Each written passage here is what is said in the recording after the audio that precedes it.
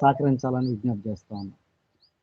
మిత్రులారా, ఈరోజు విద్యారంగ సమస్యల్ని ప్రభుత్వాలు, అటు కేంద్ర ప్రభుత్వం కానీ ఇటు రాష్ట్ర ప్రభుత్వం కానీ గాలికి వదిలేసి కార్పొరేటు విద్యా విధానాన్ని ప్రోత్సహిస్తూ ఈరోజు విదేశీ యూనివర్సిటీలను కూడా ఈ దేశంలోకి ఆహ్వానిస్తూ దేశీయంగా ఉన్న రాష్ట్రంలో ఉన్న ప్రభుత్వ పాఠశాలని, కాలేజీలన్నింటినీ మూతపడే విధంగా తమ విధానాలని ప్రకటిస్తూ ఉన్నాయి.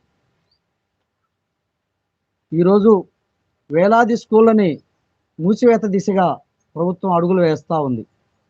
కార్పొరేట్ సంస్థల లక్షలాది ఫీజుల్ని ఈరోజు మీరు చూస్తే ఆ ఫీజుల మీద ఎక్కడా నియంత్రణ లేదు. లక్షలాది ఫీజులు వసూలు చేస్తూ ఉన్నారు. పేద మధ్యతరగతి వెనకబడిన ఎస్సీ, ఎస్టీ, బీసీ విద్యార్థులు ఎవరైతే